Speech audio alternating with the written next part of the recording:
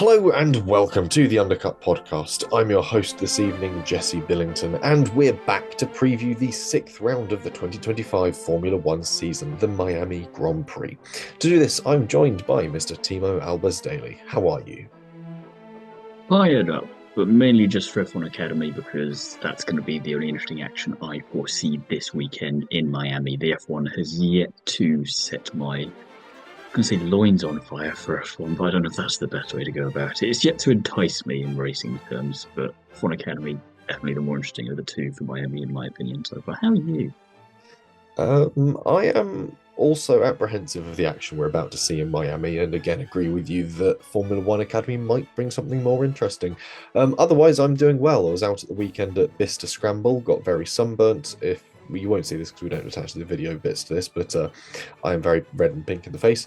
Caught up with some good friends there, actually two of whom will get mentioned later on as we get into the news section of the podcast. And the MG is slowly coming back together. So we've now got pistons in the block and the crankshaft and the conrods are all together. So we're making good progress. Was that not the last update? No, last update was I'd bought pistons, but they were the wrong size. I've now bought the correct size pistons and got them connected. I had the crankshaft in last time, but now I've got pistons and conrods in as well. So we're slowly getting there. I regret asking. Continue. There's a lot to this.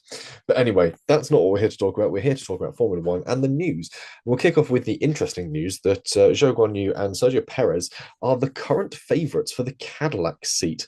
Colton Herta was a front runner, but the talk around him has dropped off a little, while insiders are now suggesting that Zhou and Perez might be in with a shout.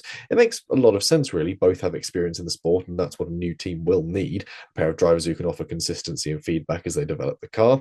Zhou makes sense, especially as he's now tied with Ferrari, and Caddy will be using Ferrari engines until they get their own ones up and running in 2029, I think.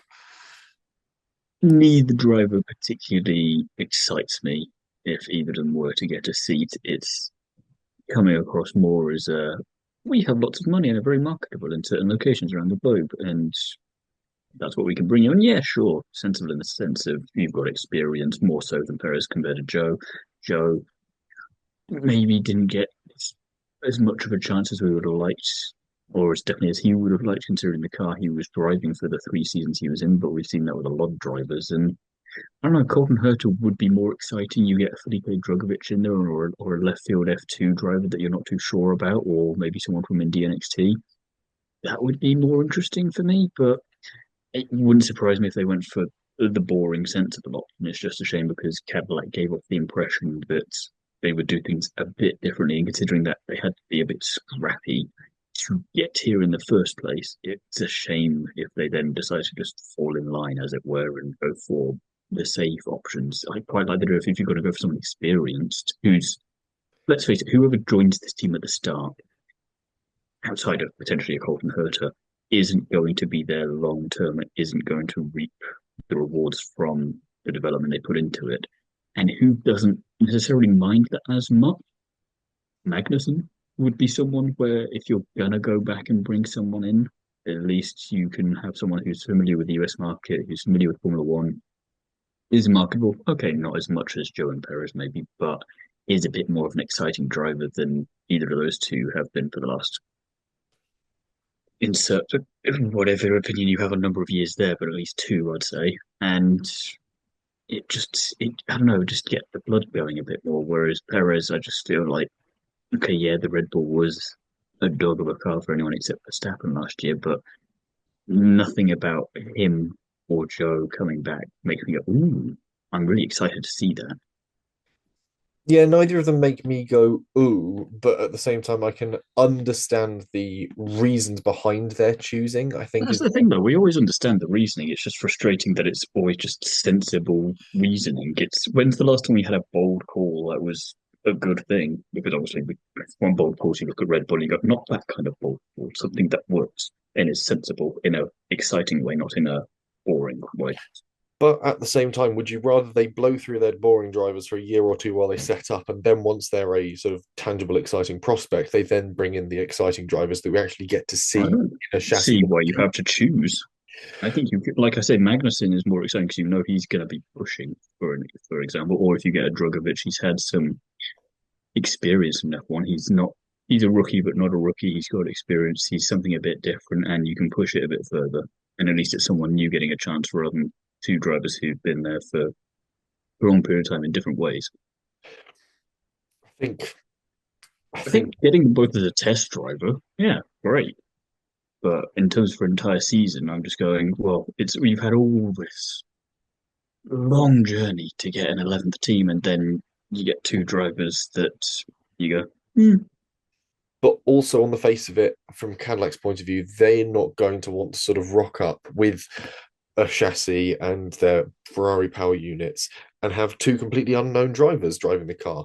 And all of a sudden, it well, I'm not becomes saying you a bit go of for a mess. unknown drivers, but you just go for people No, but who unknown quantities within are a Formula mix. One, you go with what's established because otherwise you rock up and look like an idiot all of a sudden. You want to have a bit of that consistency when you turn up on your first day. Otherwise, there's a lot of doubt and aspersion about them anyway. Why add to that instead of sort of not having something that's a sort of tangible prospect?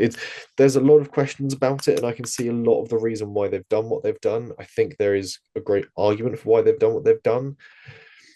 Well, Uh, it's not a done deal yet.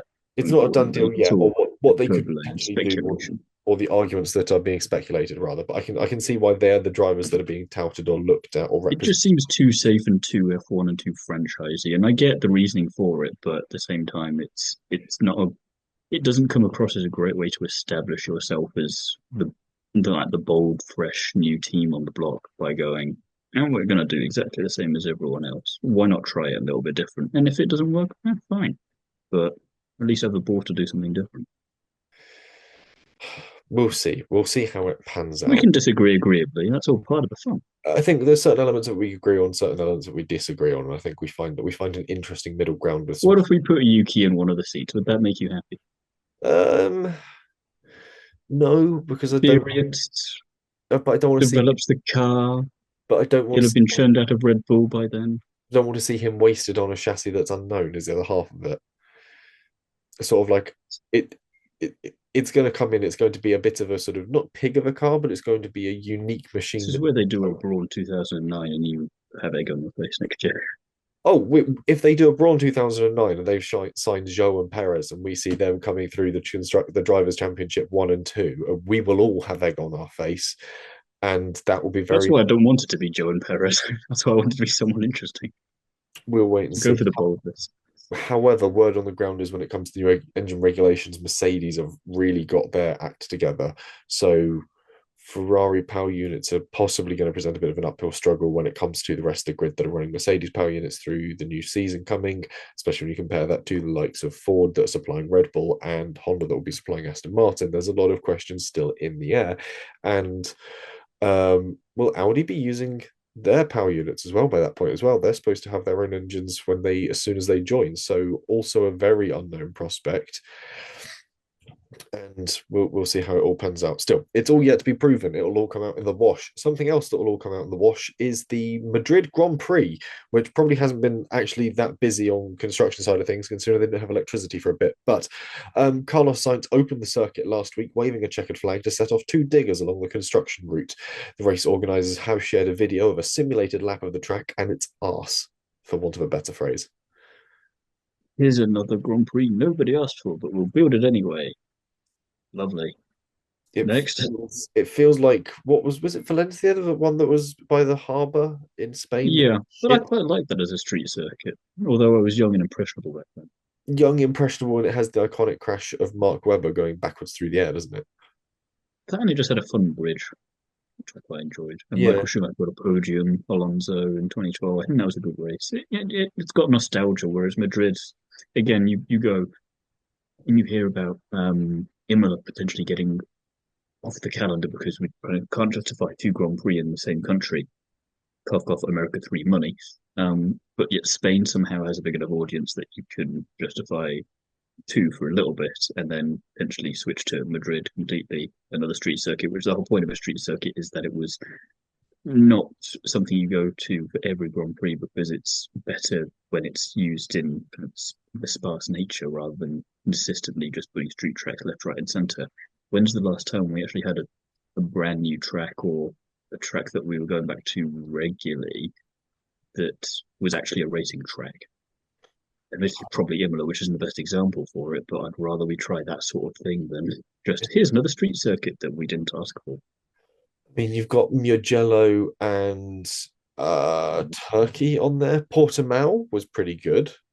That for a couple of years. I'd prefer going back to Turkey than having a Madrid Grand Prix. Istanbul Park is a phenomenal racetrack and is underutilized. Hmm. I think a return to Turkey or a return to Portimao would be interesting, or go to Well, Argentina. sorry, if we're not going to Imola anymore, we have both. Go Yeah, shift over to Portugal instead of going to Imola, and then just stick Turkey on there, and we get rid of Miami. There yeah, we go. It's topical. Fitted into yeah. the I mean, podcast. you could do Turkey on your way out of doing the Arabian Peninsula on your sort of freight and flight route, Or after Baku, or off to Baku as you there's head there back are up multiple to options. Singapore. It's sort of close enough The and natural fit. yeah, to be environmentally sound. But anyway, go have a watch of the All on there's like done. a sort of simulated video of the circuit, and even the sim driver is struggling to keep it on track and pointed the right way. There's some really Mickey Mouse chicanes, and there is maybe one overtaking spot, possibly two if there's a DRS zone sort of down the middle bit of it as well. I'm not a That's fan. the other thing that's always just such a baffling thing. You have the opportunity to build something from scratch, and you forget about overtaking, Yeah, and then you wonder why you have bad racing there later on. You go, it's again. This is the second time in a week I've used this now, but it's the 2.5 men meme of did we forget something? I don't know. If it was important, we'd remember it, and then it's just the main overtaking. objective of it Yeah, outside going, where are you guys? yeah. It there are questions to be asked about it, and it does make me wonder what a lap around the Vietnam circuit would have looked like had we ever gone there, because that had some We'll very circle back with Ellie-May on that one. I think she famously likes to say that she drove around it on whichever F1 game it was and proceeded to do much damage to many cars, I think. but Ellie-May can't drive, so I'm not really pinch Probably of more salt. exciting than the Madrid Grand Prix, though, so we can Yeah, circle back to that at a future point. pinch of salt with that one. Speaking of actually, there's no real link to this one. Well, Kimi Antonelli is getting a Netflix documentary. It says Formula One Academy. The Formula One Academy one comes out very soon. I think it possibly even End of comes May. end of May. Yes, Maybe and Antonelli sooner. mm, Kimi Antonelli. I don't know what it's going to be about. He's like 12. There can't be that much of a Well, story to that's the tell. baffling thing. I didn't believe it at first because I just thought, oh, it's the internet making stuff up again, and then it apparently is a thing. And I'm going, he's not even. He's been here five. Okay, he's had an impressive 5 minutes, but Yeah, we had. You won't have watched it because fair enough, but the Drive to Survive episode covered it just enough and had enough kind of made up nonsense in there to keep everyone happy. Didn't really need anything more than that. I don't know what it's going to add. yeah. I'm left baffled by what's going to be in it. F1 Academy, though, much more excited for that one. Actually got 2 full seasons under its 3 seasons for sorry under its belt. I think 3 seasons, wasn't it? Three, 2 seasons. Two, yes, It's the yeah. broadcasting. It screwed in my head again. I can remember. We've got 2 full seasons, so One we've got year, plenty of kind of yes. footage to pull from, plenty of drivers, plenty of interesting stuff, and I'm kind of intrigued about that. That's hopefully going to be very bingeable. Yes, yeah. Talk from within the world of Formula One Academy. I bumped into friend of the show, Hannah, and this is the important part where I can never remember how to pronounce her surname. Rather you I'm than me.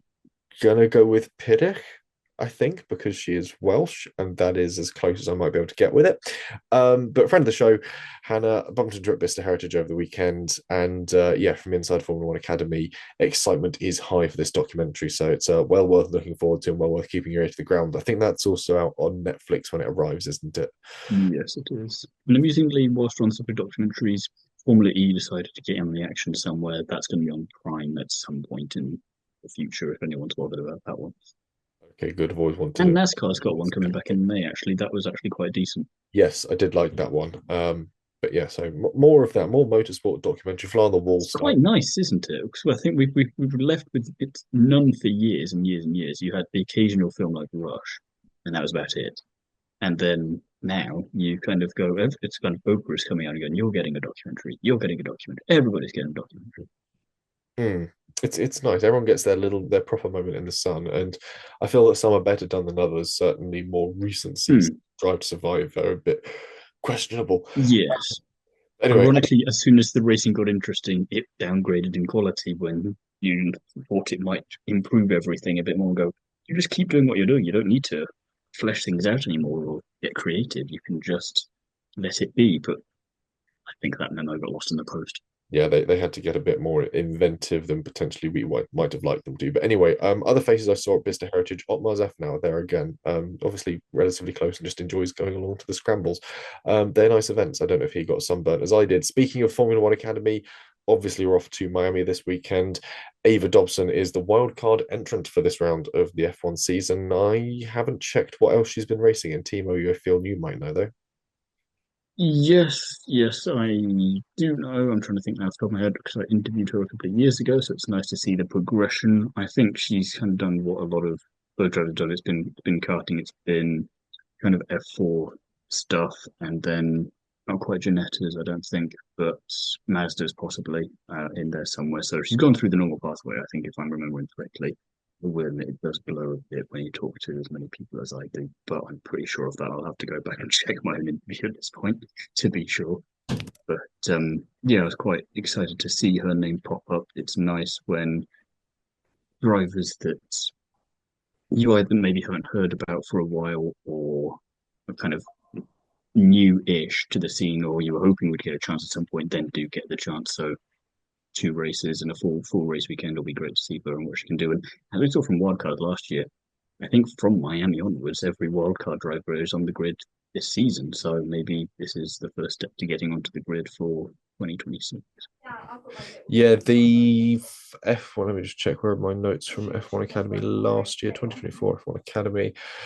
So we had Ella Lloyd, Nina Crone, Gaidman, Gaidman, Courtney Lloyd, Crone. Palmowski, and what was it? Hannah, Logan Hannah, wasn't it? Um, Yes, Logan Hannah not on the grid this year? not here this year, but No. not But not a bad Palmowski, number. Lloyd, Gaidman are, and Courtney Crone, I can't remember off the top of my head if she's made Yeah, he's she's at made Haas. yeah, she has. Yes, she's with ART, and she's driving alongside Leah Block and Aurelian Nobles. But yes, Ava Dobson, back to where we're going. She started open wheel racing 2023 Formula 4 US Championship, USF Juniors, USF 2000 as well, then moved over to That's Europe, the name I did was trying to think of.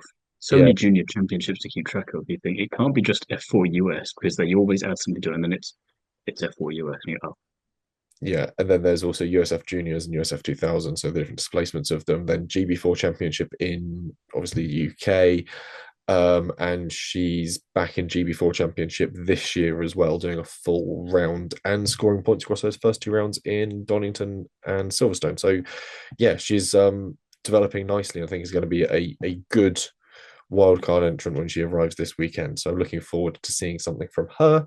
Meanwhile, the Mexico Grand Prix has had its contract extended. We'll be racing in Mexico City until 2028, which is a nice addition. I think it's an interesting circuit to go to, and it has started to provide some more interesting races. I think again the when were those? downforce requirements of it do sometimes bring things out, and it'll be interesting to see how things go this year. We've got a different title fight on our hands. I'd say Mexico last year was good. Before that, I struggle to remember when we had an interesting Grand Prix last, and I challenge you to name and justify one. In Mexico, Well, yeah, generally would be a bit too easy. We just got a Bahrain for this year. Ladies and gentlemen, he has a very strange look on his face, as if he is struggling to recall anything interesting happening at the Mexican Grand Prix before 2024 and did, potentially butchering his own point. did we Mexico in 2021? Don't. We did, and Verstappen won. Not much happened. Yeah, I feel it was a pretty cut. Verstappen, Hamilton, Perez, because it was either Hamilton or Verstappen winning that year for the majority. I feel like there were some unique strategies and possibly Bottas having something to do with it. Off the top of my head, Bottas, that was it. Bottas was on pole, but would then go on to finish outside the points after doing like a weird pit stop strategy to try and take points off of Max Verstappen, which was one of the reasons why we built up It towards worked. It did work, I think. Yes, it did work because he got the fastest lap because they No, I got fastest. Oh, 8 point. Okay, fine. yeah, because they pitted Bottas. He came out into traffic, wasn't able to get it on the Oh, front yes, tires. They pitted yes. him again so he could get another bite at the another go round, and that was when he did it. So he had like a sort of three pit stop. I was hoping they were trying to take more than 1 point away from Verstappen, but And alas, bear in no. mind how few points there were between the drivers at this point in time. But yeah, Hmm. that was how I remember it. We also had Pierre Gasly finishing fourth in the Alpha Tauri and Kimi Raikkonen getting points for Alfa Romeo. So a mixed bag of results, I think, is a fair way to You say. had to Google it for Pierre Gasly for the Kimi Raikkonen points, though, so kind of backs up the point of we've not had an Yeah, interesting one for a while. yeah. It wasn't particularly interesting, but also you can just I'm sort of sure the atmosphere is great there. It looks great. mm, We just haven't had the rating to back it up, aside from last year. And I was kind of hoping that last year then would mean that I think it was already announced that it'd be on the kind of this year, but it was kind of like, okay, have it for 25 and then give it a rest for a bit, and then maybe we'll actually be excited to go back at some point. Whereas now it just feels like we're going to places because we've been there before consistently more than anything else. It doesn't, I don't know. I'm always someone who looks at a racetrack and goes, unless you're like one of the legacy tracks, like your Silverstones, your Monzas, whatever, you stay there permanently. That's fine. But if you're somewhere else, I look at you and I go, when's the last time we actually had a good race? I don't really care about the atmosphere or anything else. I want there to be a good race. I'm the purist one on that front. Like I know the other things are important, but I'm there for the racing and nothing else. And if you can't provide a good race, then it doesn't really matter if the atmosphere is good or not. If you're not there, you're there. Most people will watch it on TV, and if you don't have a good race, you don't really rank it that highly. So okay, but maybe they could look into doing something, or hopefully the cars will do something next year that will switch things up. But I'm not predicting an interesting race this year, for example. okay, but how do you define a legacy race? Because we've had a Grand Prix in Mexico since 1962, and Well, that's not consistently. not consistently, no. But I mean, My amount of legacy tracks would be places like Spa, Monza, Monaco, Silverstone, Brazil, Japan, these sorts of places. Melbourne okay, Park, Albert but Park, we've sorry. so when was Interlagos first used? 70s, I think. Yeah, 19 Formula One started there in 1972. So Mexico, we started going to Hermanos Rodriguez in 86, which is still sort of And then we had a massive gap of when to when. 92 through 20 92 24 15. So a big gap, Yeah. admittedly. And I don't mind going back and trying it out occasionally, but doesn't mean you've got to stay there Yeah, it's just one of those things of or go to a different track in Mexico. you can make the argument of, oh, we've got to have the legacy tracks there, and you go, well, what defines a legacy track? How long I has it just told you what it was. The no, ones that have been there pretty much throughout. yeah, but pretty much throughout, we've got a sport that's reaching 75 years this year. That's quite a long history to really pick from. Hmm. Oh, I just did. It's no, but it's one of those things that's so much more subjective than simply just saying these are the abstract rules for it, and there you go. But anyway, that's not Well, what. that's why it's my opinion. Yeah, it's an opinion, and you can't define something entirely based off one person's opinion. Well, you can, but I didn't say you could. I didn't say you should or would. I was just giving my take on it. anyway, we're not going to bicker about that because we've done so well so far this season with actually agreeing on things. We'll move then to some fun facts of the Miami Grand Prix. And the first Grand Prix was not in Miami, or first Miami Grand Prix itself was not actually in Miami, but in Sebring in 1959. Bruce McLaren won the race with Maurice Trinitont in second and Tony Brooks in third. I think we've They mentioned this. should do some testing in Sebring. That would really, not for obviously like race pace stuff, but it'd test out the durability of the cars. I think with the old tarmac. That would be a very interesting series of sessions to certainly watch. I'm just imagining Top Gear when they made the car and they put it over the cobbles with the Yeah, run it over the Belgian pathway and see how wobbly things are. But yeah, I don't know. There are. I think the Sebring argument is great because it points out there is actually more interesting circuits available in that part of Florida that we could be racing at. St. Petersburg is a great example. That always produces a pretty good Grand Prix when it goes for. Homestead would be interesting. It can't be much worse than the Formula E was, so why not give it a go? Hmm, we'll see.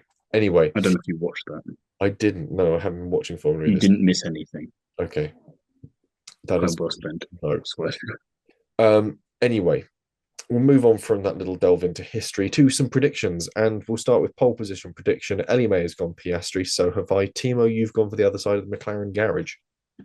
Lando Norris and justifying it or having a kind of a not a justification but a backing up of it for my choice of podium on Sunday by going he's going to continue the record there of the Porsche jersey at the win. Okay, that's an interesting argument. Um, which you sort of back up when it comes to your podium, as does Ellie-May. I break that pattern. Ellie-May has gone for Norris, Piastri, Russell as her podium. I've gone for Piastri, Leclerc, Norris, and you've gone for both McLarens at the top of the rostrum, then a Mercedes. Yep, Piastri, Norris, and Russell. I just think Piastri, regardless of where he qualifies, he's just very calm, cool, and collected at the moment. We'll do what he needs to do, and Russell's just always there. I think that's why May's chosen as well. I sense she's wanting to close that gap and overtake me in the predictions points, and this is why this is such a serious looking set of predictions from. It is she's locked in and properly engaged with it, and I think the battle hots up. I think as we start to get a stronger read on the grid and as it forms through the season, this is going to be an interesting one. Um, I feel a bit of a plum now that I've gone for Leclerc in there and no Russell, but I just feel that the Ferrari might Well, have. as long as he finishes in the top five, then he's still on track, but it just means he's not on the podium. Yeah, it's more the sort of the Leclerc argument of, is the Ferrari going to be that strong coming into this weekend? Is it going to suit the Ferrari? Depends what kind of race we have. Yeah, I mean, admittedly, you're going for a more interesting Miami Grand Prix than we usually get. And up until earlier, I wouldn't have minded declaring second, but after seeing those race suits, I'm not sure if I want that to be on display on a podium. I'm not a big fan. you don't want to see any more of it than strictly necessary. Yeah, no, not really. Which is a shame, really, considering who I'd gone for fastest lap and who Ellie-May's gone for fastest lap. Admittedly, we wouldn't seen too much of that, but it feels weird to be on that side of things. Yeah, I mean, we haven't seen the car yet either, so I'm hoping they don't do anything too bad to it. yeah, we'll wait and see. Everyone was complaining about the white and blue of HP ruining things, supposedly, and then they go, oh, you wait for Miami, people. We're Yeah, going to go big. we're going to add even more HP. Um, so we'll see what comes of that. Meanwhile, fastest lap. As you've already alluded to, both you and Ellie may have gone for a Ferrari driver, but which ones? Well, Ellie-May's gone for one side of the garage with Charles Leclerc, and I've gone for the other side with Lewis Hamilton. Interesting. And I've gone for Lando Norris, who let's just say he's sort of hunting down sort of Charles Leclerc towards the end of the race and is able to make a big push and fire in a fastest lap. I don't know. We'll see how that pans out for him. Wild predictions. Um, You quite find this funny, actually, from Ellie-May going fastest lap from Charles Leclerc, but her wild prediction is no Ferrari-powered team in the top 10. So it's kind of, oh, we're all buggered. So as Ferrari, we're just going to say, well, we'll go for a fastest lap, even though we can't get anything from it, because that seems like the kind of thing that Ferrari would do. yeah. There's a weird logic, but it just tickled me a little bit reading that. It's a Ferrari logic, that's for certain. I am much like you, bamboozled as to quite how they anticipate that one playing out. It's going to be interesting to see. Perhaps all she's like spread betting and just sort of putting a few things in different places. So therefore, one of them is more likely to come out too. Timo, I'm very interested in your one because technically it could happen with mine. Oh yeah, well, yes, yes. I was going to go for all of them, and then I looked at my podium and thought, no, I can't quite do that. I'd have to change it. So I've gone for 9 out of 10 teams in the points, which obviously means that one team will get both drivers in there, and one team will get none in there. Not too fussed about which one doesn't, to be honest. It'd just be fun to see, We'll see. and it's not too out of the realm possibility. I don't think it's. Admittedly, again, I'm trying to make Miami interesting when it's giving us no particular reason that it's going to be, but it's a negotiation I'm having with the Grand Prix, seeing if we can work something in. I appreciate the effort that you're sort of suggesting might occur. It'll be interesting to see how many teams do finish in the points. I think that'll be a really interesting metric I to we look just at. going to say how many teams finish. which could also be quite interesting depending on what we get. 40% chance of rain. Ooh, interesting. So, but yeah, we had a varied finishing. Did we get one driver from every team in the points at Australia? Obviously, bar Alpine. Only 25 drivers in So no, basically. Let's see. We had no because we You've had got 9 out of the 10, or both no, McLarens, both 8 out of 10 Ferraris. maybe. So McLaren, Ferrari, Red Bull, Mercedes, uh, Aston I'm Martin, thinking Alpha Tauri Williams, and and Sauber. So we didn't have Alpha Tauri and we didn't have Alpine. So we were 8 out of 10 8 out of 10. Australia, which is Keeping pretty. Channel 4 and Jimmy Carr happy, but not helping me with my prediction. Yeah. Um, I don't know what other rounds have come really close to that, to be fair. Qatar last year, maybe. I'm thinking more just this year so far. Let's Oh, see. then none. McLaren, Ferrari, Red Bull, Mercedes, and then we've got Alpha Tauri and Williams. That's 7 for Saudi. I don't think anything else comes really close. Maybe China? And won't have been. McLaren China and won't have China, been. no, because we needed Sauber to get in the points and Alpine to get in the points, and obviously Ferrari didn't because they were disqualified. Okay, it's a bold prediction. I like it. It's wild. Meanwhile, double Williams points is my prediction. I think they did it last weekend, but I want to see if it's replicable, and that's asking for consistency from Williams. And I think that has got an additional edge to it that might throw a curveball. Again, I'm a big Williams fan. They're not going to get P4 in the standings this year, but I'm happy for them to make a bid for it and to see how close they can get. So, yeah, double point, why not? And it doesn't mean mine can't happen, so it's fine. Doesn't mean all of our predictions could come true, to be fair. I mean, there are. Oh, go Ferrari power team. Okay, no, if I'm taking Ferrari power team just Ferrari, it works. Mm, waiting. Otherwise, Ellie-May just can't score a point on that one, and what a terrible shame that would be. Yeah, you'll extend your lead when it comes to the predictions game. Um, Williams 5 points clear of Haas, but a long way off Ferrari, so they might just have to sit tight with fifth place at the moment. But we'll wait and see It'd how. be Aston Martin from last year. Yeah, yeah, they're sort of just in their own little no man's zone at the moment. Aston Martin themselves currently on 10 points, only two ahead of RB, something I fear might change this weekend. But that is all we've got time for on this rather sort of compact and tidy episode of the Undercut podcast.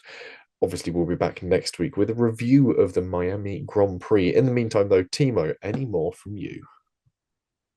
Well, this weekend you'll be able to find me covering IndyCar and F1 Academy for everything F1, so there'll be new stuff there.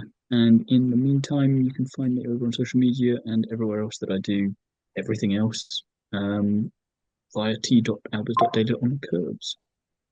Lovely. And if you want more from me, you can find me mostly in the workshop over the next few days, doing more work to the MG, but you can also pick up and read the latest edition of Classic Car Weekly. Of course, I'm in there as always, and listen to the Classic Car Weekly podcast, which we do as a little sibling thing alongside to bring you even more car-related content.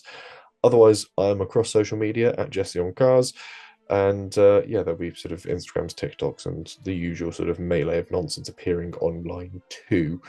Otherwise, like we said, we'll be back after the Miami Grand Prix. Remember, as we haven't really alluded to, it's a sprint weekend. And of course, there is Formula One Academy. Yeah, I mean, Thiemo pulls a face when I say it's sprint weekend. It's, yeah, second one of the season. The first one was interesting in the results, but not necessarily interesting in the racing. So we'll see if we get a difference here. Otherwise, thank you very much for listening. We'll be back soon.